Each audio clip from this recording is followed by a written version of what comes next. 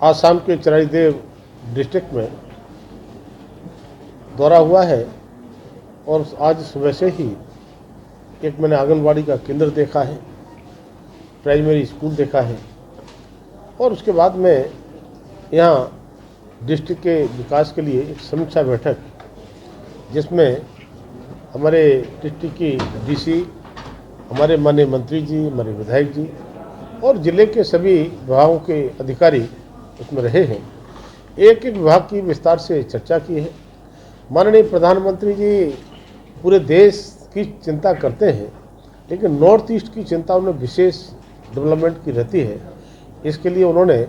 उत्तर पूर्वी क्षेत्र विकास मंत्रालय, जिसे नॉर्थ ईस्ट डेवलपमेंट मंत्रालय कहते हैं, बनाया। और ये सौभाग्य है कि इस रिजीव से पहले मैं नॉर्थ ईस्ट डेवलपमेंट मिनिस्ट्री का एमओ राज्य मंत्री था और जिस तरह से माननीय प्रधानमंत्री जी पूरे नॉर्थ ईस्ट के स्टेट के लिए सभी मंत्रालयों से 10% पैसा जीबीएस का देते हैं और बड़े पैमाने पर विकास उसका होता है। और 2014 से पहले यहाँ पर विकास की रफ्तार कितनी धीमी होती थी और मुझे लगता है कि माननीय प्रधानमंत्री जी ने विकास के सारे दरवाजे खोलने का काम किया है और जिस तरह से नॉर्थ ईस्ट में शांति का वातावरण बना है और सभी विकास के रास्ते पर आए हैं, तब मैं कह सकता हूँ कि आज जिस तरह से मैंने सभी विभागों की मीटिंग की है तो उसमें एक आध विभाग के बारे में ऐसा लगा कि कुछ चीज़ें और अच्छी हो सकती हैं, लेकिन हमारी जो डीसी नई आई हैं बहुत ही मुझे एक्टिव और योग्य दिखाई पड़ती हैं कि नेतृत्व में उन कमियों को ठीक करके हम आगे बढ़ाने का काम करेंगे। और माननीय प्रधानमंत्री मोदी जी ने तीसरे कार्यकाल में जब शपथ लिया है तब उन्होंने कहा है कि तीसरे कार्यकाल में 3 गुनी शक्ति के साथ, 3 गुनी रफ्तार के साथ हम काम करेंगे।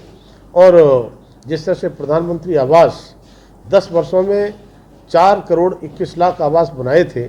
माननीय प्रधानमंत्री ने कहा है कि हम यहीं रुकने वाले नहीं हैं, 5 वर्षों में अभी 3 करोड़ आवास हम और प्रधानमंत्री आवास बनाने का काम करेंगे। उनमें से 1 करोड़ हमारे शहरी आवास होंगे, 2 करोड़ हमारे रूरल आवास होंगे। और साथ ही साथ जिस तरह से माननीय प्रधानमंत्री के नेतृत्व में स्वच्छ भारत मिशन अभियान के अंतर्गत 12 करोड़ हमने उनसे ज़्यादा शौचालय बनाने का काम किया है, 10 करोड़ से ज़्यादा उज्ज्वला गैस योजना के कनेक्शन देने का काम किया है, हर घर नल से जल जो चराईदेव में भी लगातार काम चल रहा है, 17 करोड़ परिवारों से ज़्यादा परिवारों में जल पहुंचाने का काम किया है,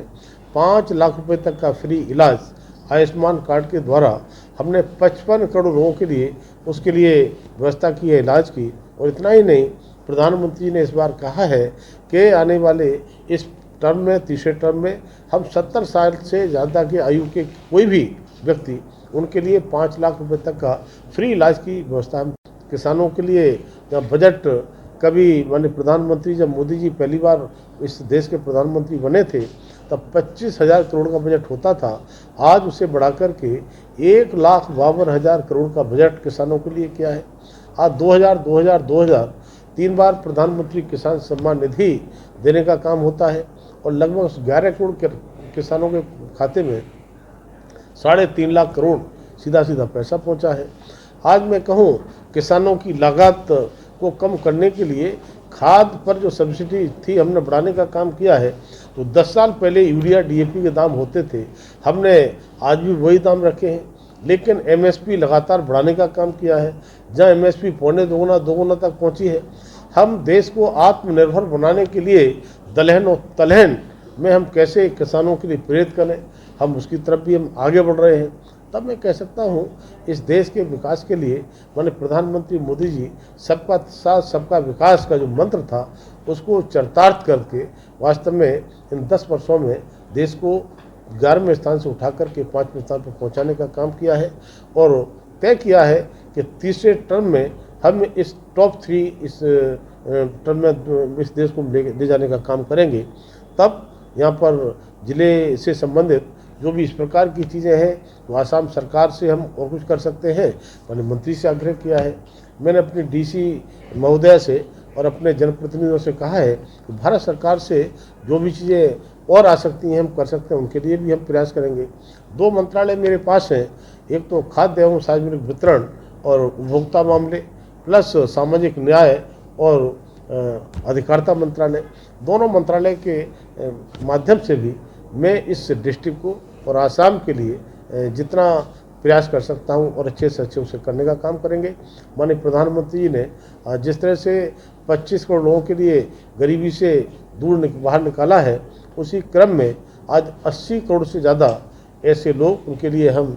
5 किलो फ्री राशन देने का काम भी कर रहे हैं। तो मुझे लगता है कि देश के एक मुखिया के नाते देश का कोई व्यक्ति भूखा न सोवे, इसके लिए माननीय प्रधानमंत्री ने चिंता की है और कोई भी इस देश में भूखा नहीं सोएगा, ऐसा उन्होंने विश्वास जताया है, वो कर भी रहे हैं। और आने वाले टाइम में हम मिलकर के सभी को साथ लेकर के हमारा चाहे चिराईदेव डिस्ट्रिक्ट हो चाहे आसाम हो, सभी को विकास के रास्ते पर ले जाने का काम करें। बहुत अच्छा क्वेश्चन किया है। मैं कह सकता हूं कि जिस तरह से आप देखेंगे कि रोड्स के मामले में पहले कैसे रोड बनते थे, कितने ब्लॉकेज रहते थे, आज लगातार पूरे नॉर्थ ईस्ट में हमारे रोड बन रहे हैं। हम एयरपोर्ट की बात करें तो दुगने से ज़्यादा हमारे एयरपोर्ट हो गए हैं। इतना ही नहीं, रेलवे लाइन आज हमारे 8 में से 7 स्टेट में रेलवे लाइन हमारी पहुंच गई है। वंदे भारत गुवाहाटी के लिए आपको मिल गया है। और हम कह सकते हैं पूरे देश में 1300 से ऊपर हमने जो रेलवे स्टेशन है उनको मॉडर्न रेलवे स्टेशन अमृत योजना के